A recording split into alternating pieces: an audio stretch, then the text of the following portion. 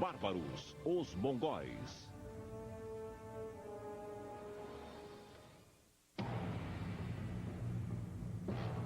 Era fim do século XII. Enquanto a Europa se afundava na Idade das Trevas, duas culturas criavam novos padrões de civilização. Eles eram os estados islâmicos da Pérsia e da Ásia Central. E mais para o Oriente, um trio de reinos fabulosos na China. Entre eles, havia um território vasto e inóspito, as estepes da Eurásia. Mas essa região árida era habitada. Povos nômades como tártaros, mongóis e outros sobreviviam em condições precárias. These are some of the coldest places on Earth in Mongolia. Temperatures 90 degrees below zero. So, for much of the year, they're fighting nature. It's a life with no margin of safety here. Em 1175, os tártaros renovaram uma velha rixa com os mongóis. As duas tribos, tão similares no estilo de vida e nas crenças, eram divididas por rivalidades ancestrais, em um ciclo infindável de alianças, traições e vingança. Ocupados com sua disputa pessoal, eles ignoraram um inimigo comum, os ricos e poderosos Qin do norte da China. The Jin dynasty, their policy towards Mongolia was one really of divide and conquer. And the Jin would employ the Tatars on raids against other nomadic groups, tribes, khanates that grew too large and too threatening. Os Qin perceberam sabiamente que os povos das estepes não os incomodariam enquanto brigassem entre si. Foi nesse período histórico que o grande conquistador mongol, Gengis Khan, apareceu no século XII. Mas ele não descendia de reis ou príncipes. Era um simples menino sem pai, cuja família lutava para sobreviver nas estepes. O nome de nascença de Gengis Khan era Temujin, ou ferreiro em mongol. Um nome apropriado já que a vida exigiria dele uma vontade de ferro. Em 1175, quando tinha apenas 9 anos, seu pai, o líder do clã, foi envenenado pelos tártaros. Genghis Khan's father had been an up-and-coming tribal chieftain. Perhaps if he'd lived, he might have become the next Khan of the Mongols. But as soon as he was poisoned, the widows of the previous Khan led the Mongols to desert the widows of Jisige, Genghis's father. And the result was that Genghis Khan was left on the steppe alone with his mother. Abandonada com os filhos, a mãe de Temujin só lhe pediu uma coisa: vingança.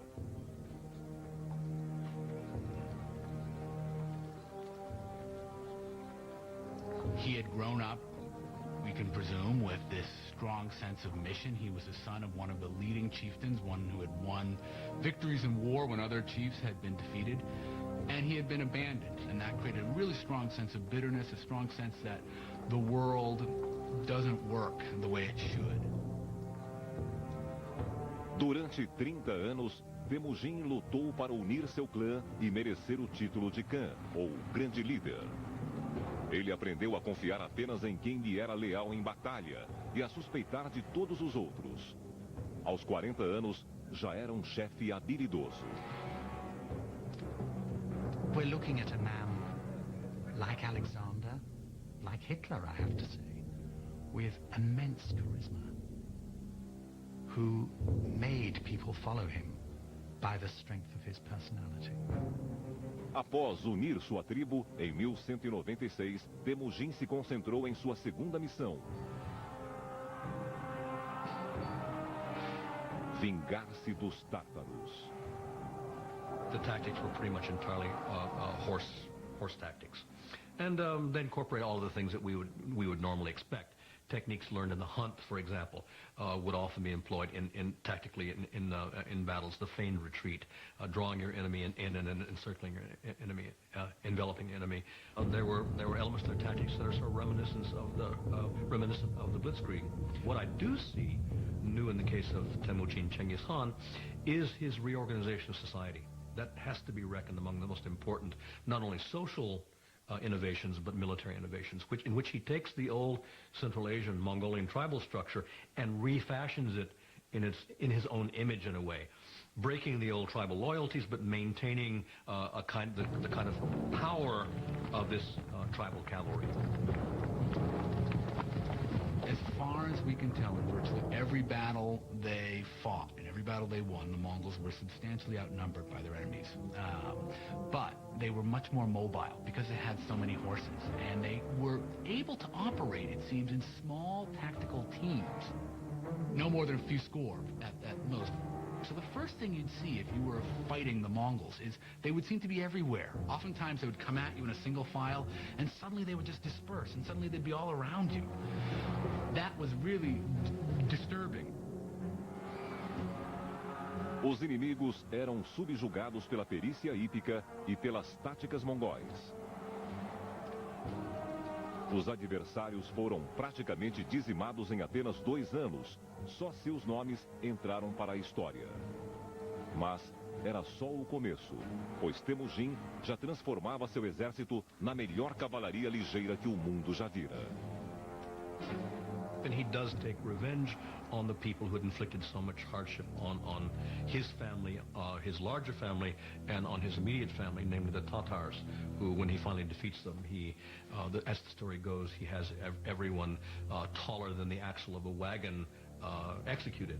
So he decimates, he destroys this particular tribe. O ambicioso chefe tribal era um homem religioso. Ele reverenciava a ordem da natureza à sua volta. O solo era sagrado, os rios eram sagrados, mas acima de tudo estava o céu, protetor dos nômades. Para Temujin, as questões terrenas deviam refletir essa hierarquia, e apenas um homem deveria ser superior a todos os outros. Ele tinha certeza que estava destinado a ser esse líder. So he believed, on the one hand, that he was of a heavenly destined lineage. Why? Because when you won victory in battle, it was something decided by heaven, by God, by this Mocha Tengr, eternal heaven, or eternal God, which Genghis Khan firmly believed was in charge of all victories in battle and all successes and failures in this world. Em 1206, conselho de tribos estépicas elegeu Temujin líder universal, ou Gengis Khan. Agora ele podia conquistar o resto do mundo e solidificar sua reputação de mais sangrento de todos os bárbaros.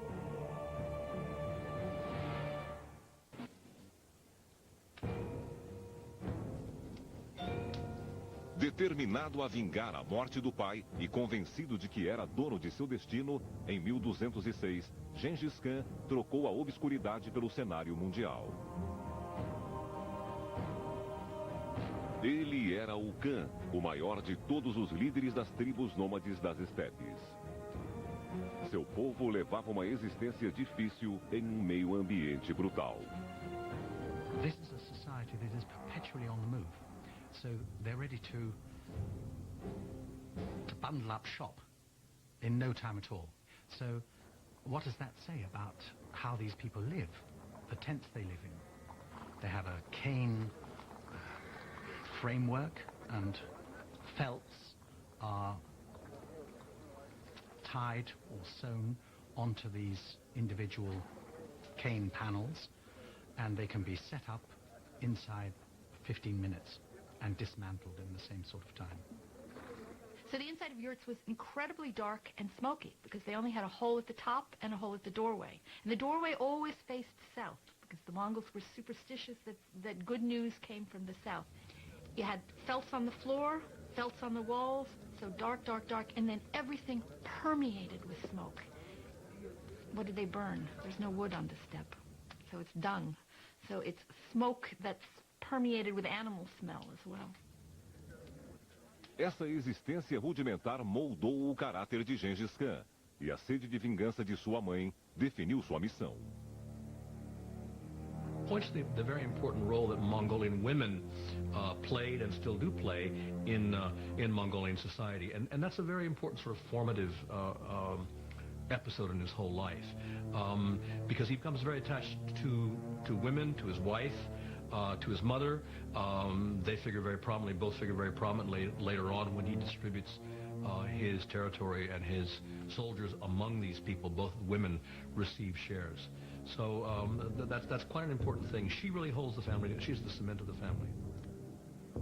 No ano de 1206, o grande Khan tinha poder total nas estepes e voltou sua atenção para os prósperos e arrogantes membros do povo Xin.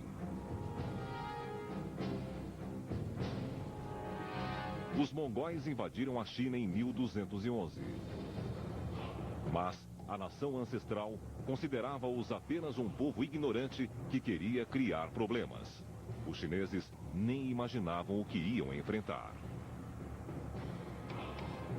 Down in South China, the Song dynasty, the ethnic Chinese in South China often looked on the Mongols as possible allies. And they developed a very interesting view of the Mongols, that the Mongols were these very crude, barbaric, savage people, but they were uncorrupted, unspoiled.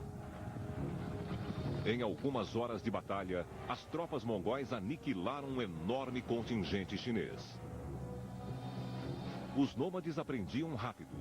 Eles usaram a própria técnica chinesa para sitiar e invadir suas fortalezas. Sua fama de selvageria crescia. And then they start beating their drums. And these drums are carried by 4 people on ropes.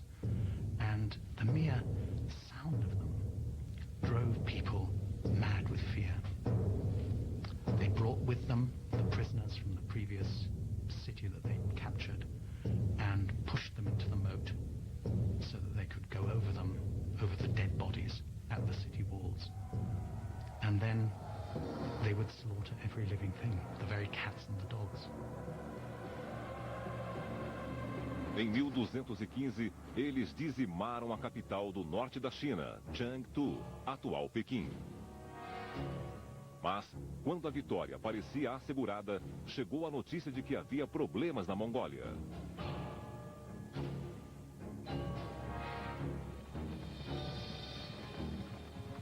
Gengis Khan recebeu a informação a 1.600 quilômetros de sua terra natal, graças a um sistema de comunicação que mais tarde ligaria todo o Império Mongol. They developed very early on a system known as the YAM, which was basically the Pony Express. And 2 messengers would be sent out with special badges that they wore around their waist, showing that they were official emissaries of the government.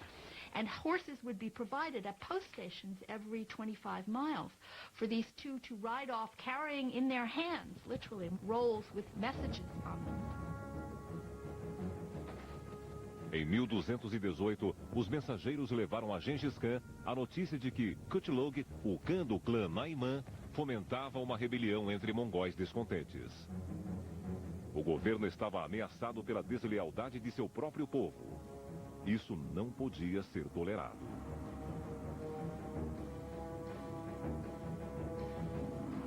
Ele saiu em busca dos rebeldes, em uma cruzada que o afastou de sua campanha chinesa. Enquanto perseguiam os rebeldes até terras muçulmanas, os mongóis conquistaram um reino após o outro.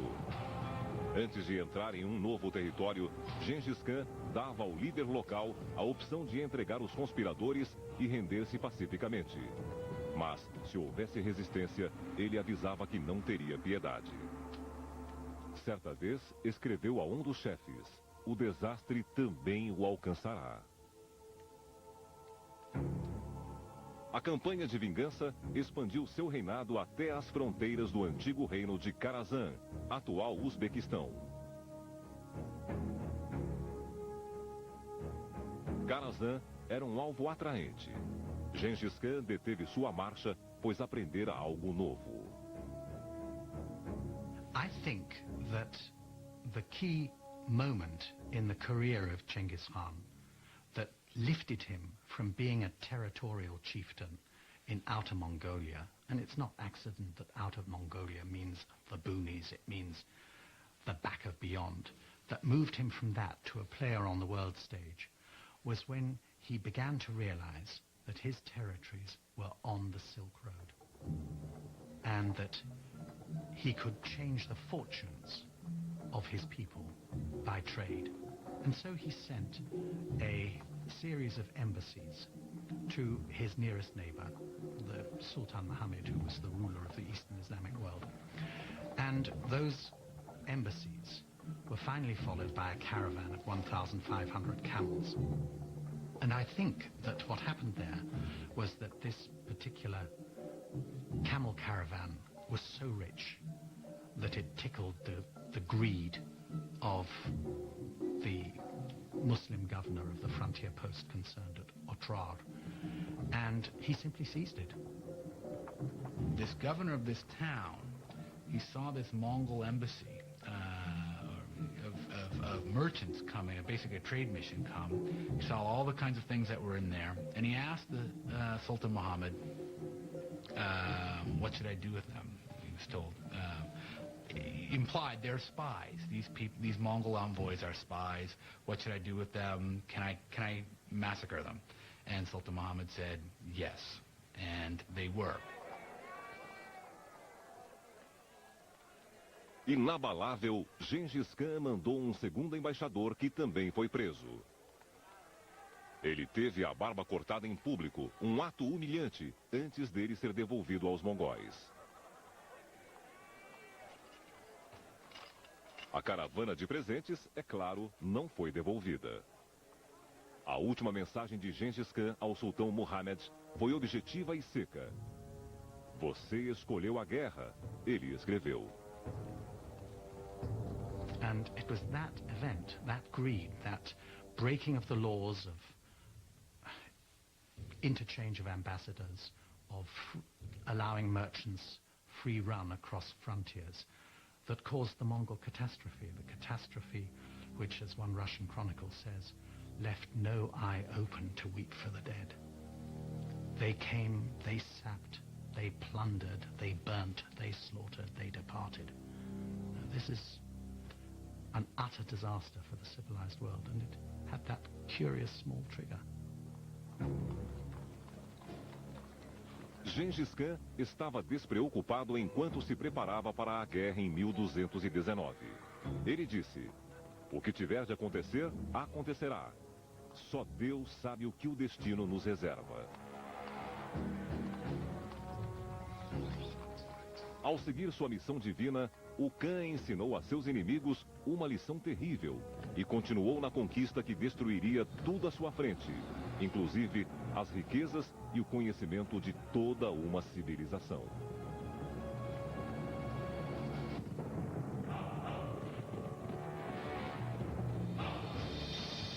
Gengis Khan unificou os mongóis nômades, subjugou os ricos chineses e em 1219 estava pronto para atacar o sultão Muhammad, regente do Império Kharazan, na Ásia Central.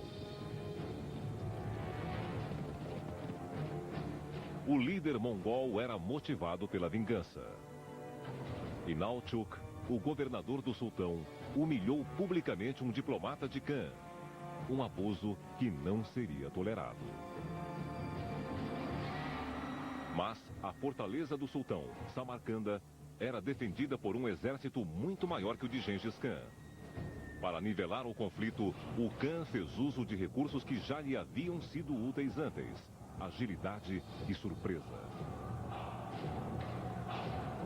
Much more interesting about this particular campaign is the fact that Genghis Khan divided his army in the face of a superior opponent. This is tactics that we associate again with people like Robert E. Lee or with Blitzkrieg during World War II. The purpose being, again, to penetrate the enemy's front and to create confusion and diversion and so on in the rear, to be able then to turn back and take these places. So I find that to be a very significant part of what he does. O primeiro ataque de Gengis Khan foi na cidade fronteiriça de Utrar, em 1219. Após um cerco de 5 meses, os mongóis subjugaram as defesas e destruíram a tudo e a todos. Sua crueldade não tinha limites. Why were the Mongols so cruel?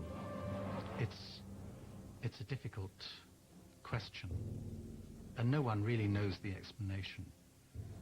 But the fact of it, I think, can't be doubted, that these were people who did not wage war in the ordinary way. Um destino especial foi reservado ao ganancioso governador Inalchuk. Ele sentiu na própria pele o significado do antigo provérbio mongol: restitua o que os outros lhe dão. Arrancado de seu esconderijo na cidadela, os mongóis o seguravam enquanto prata derretida era despejada em seus ouvidos e olhos.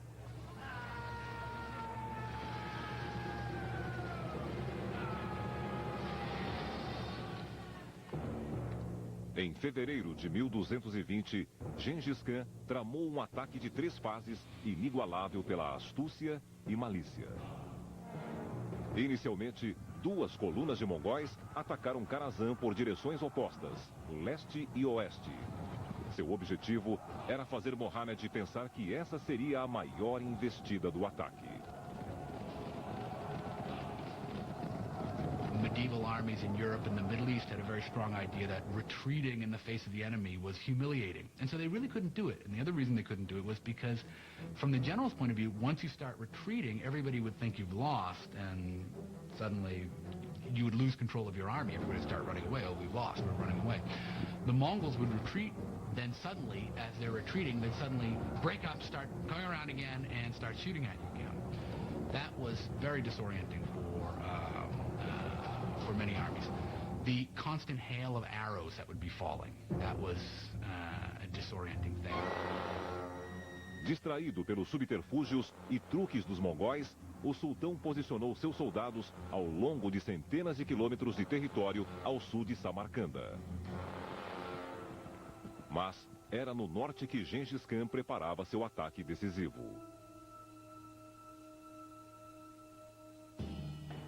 O Khan convocou contrabandistas e bandidos que conheciam os poços de água e as rotas de camelo do deserto de Kisayokun para servir de guias. Eles conduziram o exército por 500 quilômetros de areias desérticas e escaldantes até a parte de trás do sultanato. Em março de 1220, Gengis Khan e seu exército emergiram do deserto que o sultão acreditava ser impenetrável, como personagens do pior dos pesadelos. Frente a um dos maiores ataques estratégicos da história da guerra, a orgulhosa Samarcanda sucumbiu em apenas 10 dias. O sultão Mohammed mostrou seu verdadeiro caráter ao fugir de uma cidade para outra. Como caçadores perseguindo uma raposa, os grandes generais mongóis receberam 20.000 homens e a ordem de esmagar qualquer cidade que abrigasse o regente fugitivo, até que ele foi encontrado e morto.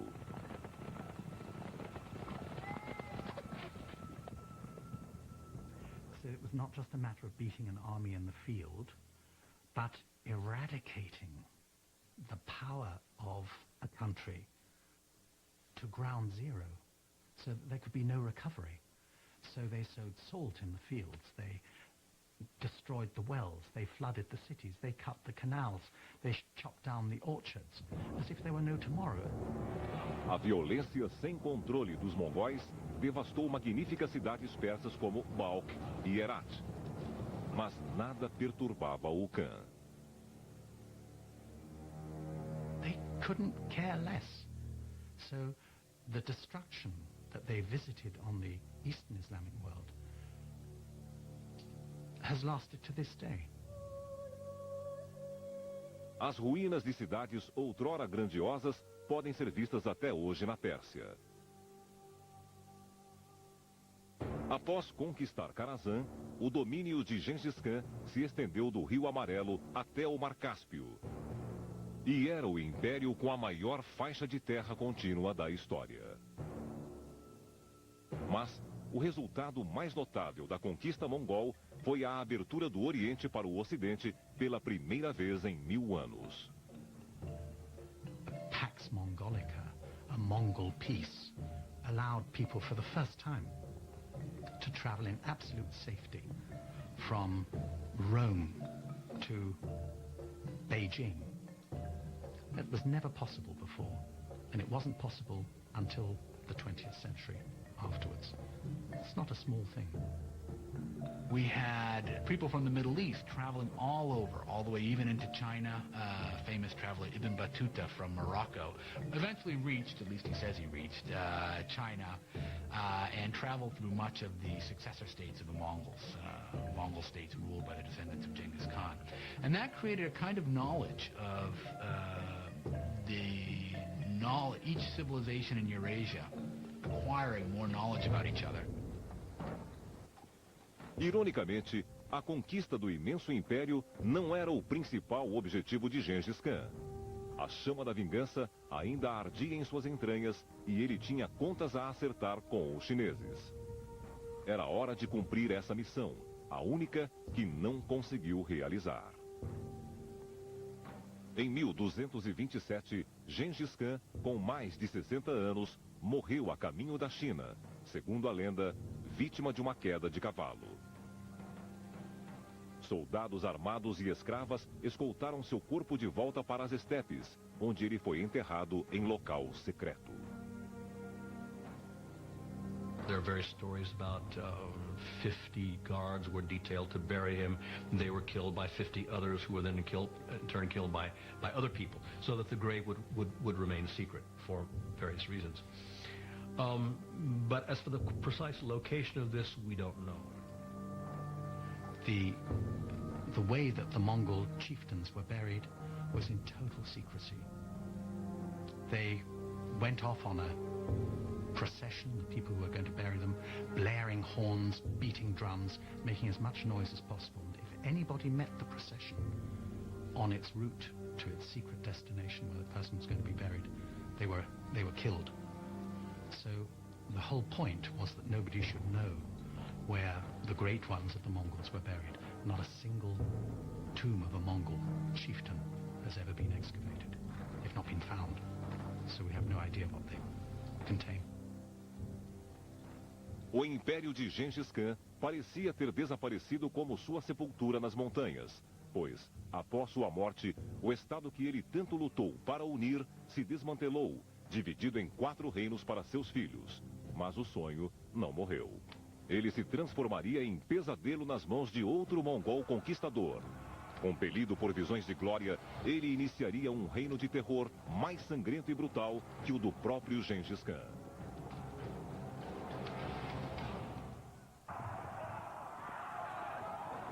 Dando sequência às conquistas, o Império dos Mongóis continuou a se expandir após a morte de seu líder em 1227.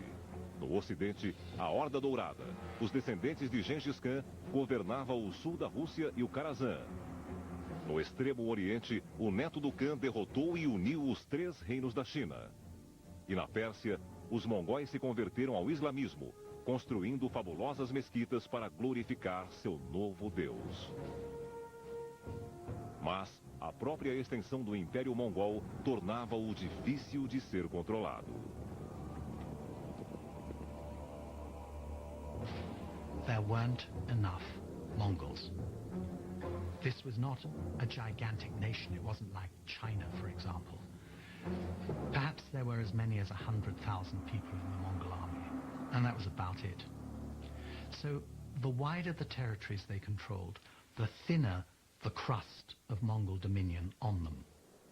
Em meados do século XIV, o Império de Gengis Khan já estava em ruínas. Como nos tempos dos antigos clãs das estepes, os regentes passavam o tempo brigando entre si, em vez de unificar seus esforços.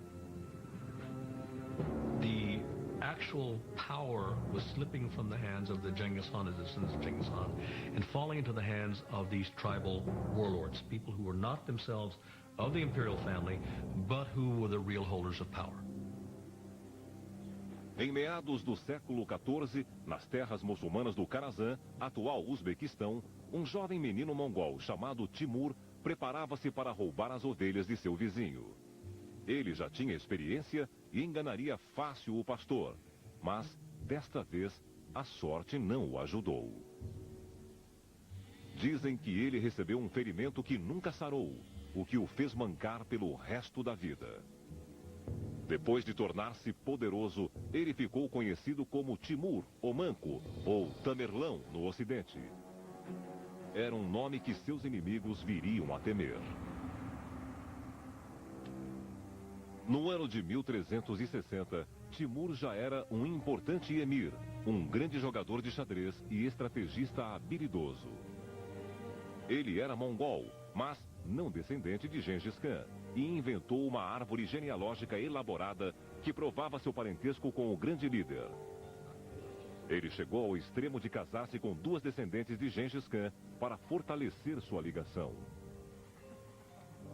Timur certainly, I think, saw himself as restoring a certain view, a certain version of Genghis Khan history. It was his own version. It was reflected very much through the prism of his own ambitions.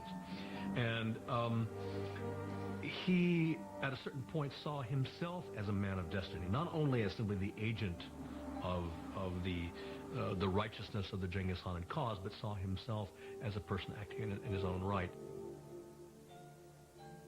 Em 1375, o Império Mongol não era mais o único projeto de restauração de Timur. Um século e meio depois que Gengis Khan destruíra Samarcanda, ele esperava transformar sua cidade adotiva em joia mundial. He was born in that very area, and he was always attached to what is now Uzbekistan as his birthplace. And in the course of his campaigns, wherever he went, he would kill all the men in a city that he had captured, but he would save all the artisans from death and transport them back to Samarkand. So you must imagine Samarkand alive with traditions from all over the Muslim world, from China also, from India. So Samarkand was something special. Samarkand was a garden city, and one of Timur's main construction activities was to provide irrigation canals that opened up whole suburbs with these wonderful gardens. Because Timur was a Muslim, he also constructed Muslim buildings, and he used a lot of the booty that he acquired when he conquered India to construct an absolutely enormous mosque. One of the attributes of Timur seems to have been his pride and his megalomania, we might say. And you see this in this mosque. It is colossal. Size was the big thing. The entrance way is 50 feet tall. And clearly the impression you're supposed to get is I, the humble little worshiper, have to go through this 50-foot doorway to get in. A majestade de Samarcanda era uma prova do poderio, mas também dos meios brutais que Timur empregou para manter a ordem. Fora das muralhas da cidade, sua crueldade impiedosa tornou-se lendária. A partir de 1385, Timur começou a saquear todo o leste da Pérsia, assim como cidades do Azerbaijão, Geórgia, Armênia e do Cáucaso. Dezenas de milhares de pessoas foram mortas ao longo do caminho. Em 1398, ele seguiu as pegadas dos gregos e liderou uma expedição audaciosa à cordilheira mais conhecida do mundo, Hindu-Kush. Em seguida, ele arrasou o norte da Índia. Mas, quanto mais o mongol ampliava seus domínios, mais difícil era controlar a população hostil. Quando os habitantes de Delhi rebelaram-se contra seus novos chefes mongóis, Timur inspirou-se nos horrores empregados por Gengis Khan e tratou-os com o mesmo rigor. The reports that he cut off the heads of his victims and piled them into huge heaps occur so often that one can't help wondering whether this is not accurate and not just mere rhetoric, but it wouldn't account for the numbers, 70,000, 80,000. I think we're talking about psychological warfare, which is something that the Mongols had introduced. It's one thing to go to war. It's quite another to use terror as a weapon of war. And this is what Timur did. Timur built upon the legacy of Chinggis and used it effectively. He was more terrible in that sense that he slaughtered more brutally, more quickly, but always sparing the artisans. When they say he destroyed the city, that's somewhat of a metaphor, meaning he killed off enough people to make it look bad, and then he brought back from every city he conquers the best workers, the best artisans, the best engineers, the best products. A conhecida silhueta da Istambul moderna é um legado dos turcos otomanos, a única dinastia que impediu Timur de realizar o sonho de ter um império tão extenso quanto o de Gengis Khan. Em 1402, o Império Mongol alcançou as fronteiras inalteráveis do sultão otomano Bayezid. Os dois líderes eram orgulhosos e não se toleravam. Timur chegou a sugerir que a mãe de Bayezid levava uma vida suspeita, insinuando que ela seria prostituta. Para Bayezid foi a gota d'água. À frente de um dos melhores exércitos do mundo, o sultão deixou sua fortaleza de Ankara para enfrentar a força muito menor do Khan mongol. Confiante e imponente, ele não conhecia a astúcia de Timur.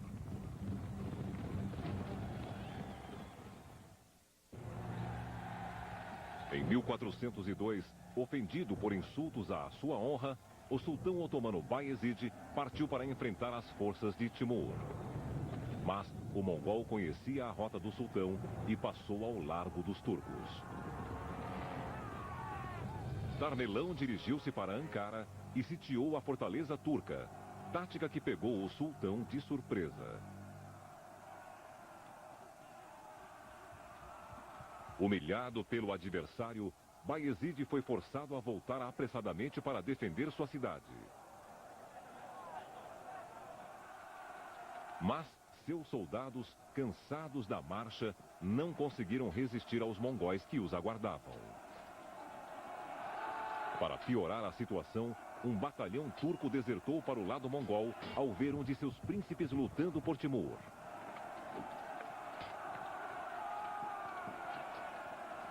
Enganado, traído e acuado, o sultão Bayezid nobremente recusou-se a abandonar o campo de batalha. Ele estava determinado a lutar até o fim, mas foi capturado e aprisionado pelos mongóis. A derrota otomana pode ter agradado a Timur, mas foi muito mais apreciada pela Europa cristã. Now, if you look at this on the grand strategic map of Eurasia at the time, the Ottoman sultans were poised to scoop up Constantinople. They had moved into Europe, they had encircled it, they were ready to begin the siege that would have destroyed the principal city of Eastern Christendom. And just then, that was their bad luck. Someone came knocking at their back door, and that was Timur. The reaction in Europe to the defeat of Bayezid Yildirim was unrestrained joy.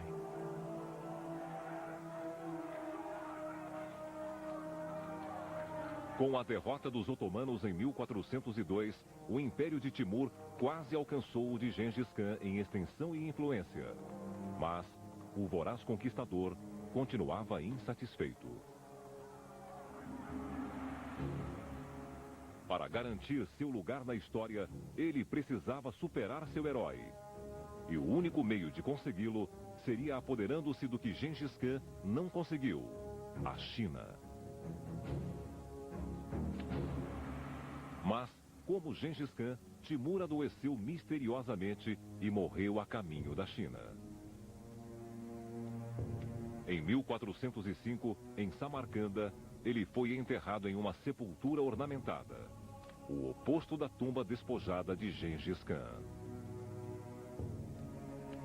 There's a curious story that as he lay dying, he said, "Do not disturb my grave, for if you do, a fate worse than me will fall upon you." And his grave was kept absolutely untouched until the 22nd of June 1941, when Soviet archaeologists opened the grave and found the skeleton of a tall man with a damaged hip. And on the 22nd of June 1941, Hitler launched his attack on Russia. And that was the signal for some 20 million Russians to perish in the following 4 years. So you could say that he had a long arm, and that long arm stretched right into the 20th century. Sem a força da liderança e da personalidade de Timur, seus herdeiros foram incapazes de manter o Império unido. Os mongóis começaram a desaparecer da história. Eles eram poucos para governar um império tão vasto e foram assimilados pelas culturas que conquistaram, adotando suas religiões e costumes. Mesmo assim, até hoje seu impacto é imensurável. Ao abrir as portas da China para o Ocidente, os mongóis criaram um grande mercado para os produtos asiáticos. A ânsia de suprir esse mercado gerou a era do descobrimento e as viagens que levariam a Europa até a América.